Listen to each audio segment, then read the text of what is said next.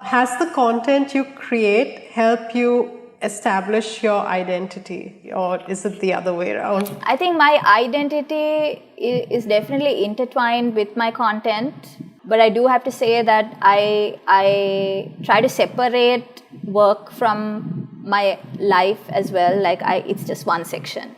I think that is something very important way to remember, that the stories you tell and the work that you do, the films you make, the art you produce, yeah, there's a lot of yourself, there's a lot of myself that I pour into it. Each thing that I make is like my baby. So that's the creation process. But also I try to define my identity on other terms as well. Not just my work, not just my content. That's like, I think, a spiritual conversation about identity and how I view myself. But it definitely informs, I think, the work that I do and the content I produce, it's an expression of my identity. And it's really my perspective. Like, for example, I didn't see a lot of Sri Lankan stories, on TV that I saw that were compelling, and also talked about someone's experience through their perspective. It was always like somebody, a newscaster or something, commentating on someone's life. So I didn't see that on TV. So then I wanted to see. That was my perspective. My perspective would be like, let's explore this through this person's own voice. And so that's what I try to do, I think, through some of my documentary work for Raw Media, where I used to work, and for British Council and so on, like a few series where I would shoot them in such a way where it would offer my perspective on the way I think a story should be told, which is through the person's voice themselves. So yeah, it's a constant reminder of who you are, I think, when you're a creator, when you're creating things. Then until it becomes inescapable in a way. And I think it strengthens your sense of self and your sense of identity when it keeps getting reasserted through your work. So we have another question from the audience. If there is one thing you want a budding creative to know, what would it be? One thing, that's a loaded question. I think what I would say, like, which is what I say, like when I do coaching sessions also, I'm just like, I want you to know that you have it in you, that you can do it, and that you just haven't activated, you can't see it right now, but you've got it all everything that you need, you got it in you. So I think that's what I would have wanted to hear, I think, when I was younger. Like, for someone to be like, listen, you got this. Like, you're a creative, and if you are a creative person and you create art in any form, you have a lot of power.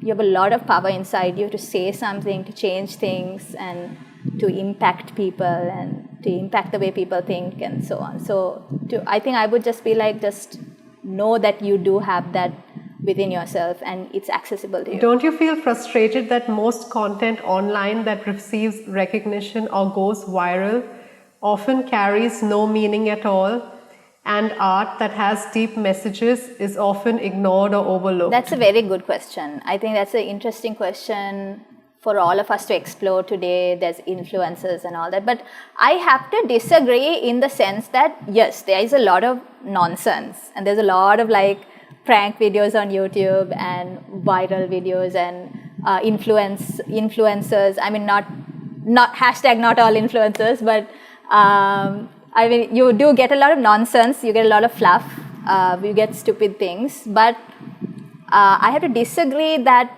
everyone is watching only that. I feel like, yes, that does get 1 million views, 2 million views, but at the same time, I know there's still like thousands of people, sometimes millions of people watching something that's beautiful and meaningful and compassionate too. Just because something is going super viral doesn't devalue the other thing that's also happening. I mean, I think it's like a debatable thing, I think, to constantly ask, like, is everything that's popular stupid? I feel like often that is the case, and maybe it is popular, but also at this point, sociologically, I don't think there's anything we can actually do about it. Like, people want to follow these videos. Sometimes I like a good cat meme. it's stupid sometimes, I guess, but I love cat videos sometimes. I'll go watch that instead of something more meaningful, perhaps. So for me, I think in terms of like being productive, like instead of complaining, I think about the existing condition. I feel like what I would say is that be happy. I am happy that, let's say, a lot of people listen to like meaningless music. I'm so happy that still it doesn't stop alternate musicians from coming out and releasing albums and independently putting stuff out. I'm so happy that there's so much creation that's simultaneously happening alongside all these other stuff. So I don't think one will wipe out the other. That will never happen. There will always be a mainstream, something that isn't necessarily adding value. But it will never kill out all those other efforts that are happening. And sometimes they're happening quietly, sometimes they're happening in some village somewhere, but still it's happening, still it's impacting those few people who are there, and that gives me a lot of comfort. Definitely the funny stuff and the meaningless stuff. Like, I think people just like the light-hearted stuff, and not too many people like the serious, meaningful stuff. Like, I love it, but I know people who cannot watch emotional stuff. It's too much for them. But sometimes, these formats can be you can be creative with it, I feel.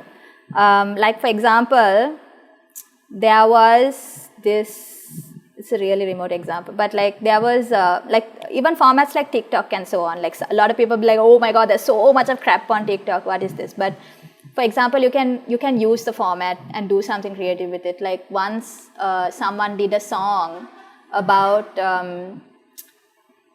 in a sort of a TikTok friendly format where someone was singing, and it was about like he was joking about pick-me drivers cancelling his ride because he put it on card. So it was a parody of a pop song or whatever.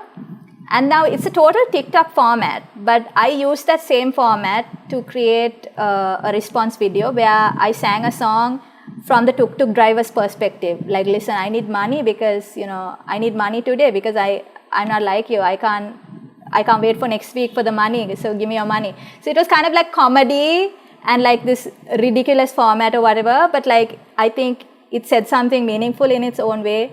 Sometimes I might do like some dancing on my personal Instagram account, which might be very TikTok friendly, but it was my way of expressing myself and doing something that felt amazing and sharing that joy with other people. So I wouldn't knock the formats and say this is all crap. I think that's dismissive. Sometimes it's an opportunity, I think, to kind of see how you can creatively navigate through these different spaces and see how you can insert meaning here and there wherever you can. The Inner Reset is brought to you by Hometree Co-working, a co-working space I co-founded. Hometree is Sri Lanka's first co-working space dedicated to mindfulness at work. At Hometree, we aim to reinvent the way we work in the post-pandemic world by focusing on consciousness, community, and co-creation in the new normal. We're trying out a range of ways to bring mindfulness into how we work. One of them is through online deep work sprints, where we combine mindfulness techniques with productivity science to help us get better at what we do and to help us do our best work. Hometree is located in the heart of Colombo. It has a range of private offices plus individual workspaces to suit all your different needs. It is adorned by inspiring art, by local artists and nature-based themes in the floors to help you get your best work done. More importantly, Hometree is an ever-growing community of creatives, entrepreneurs, and changemakers who support each other in co-creating their wildest dreams. At Hometree, we take pride in aspiring towards a new world of work, where your inner being directs what you do in the outer world. To find out about our latest programs, you can go to our Instagram page.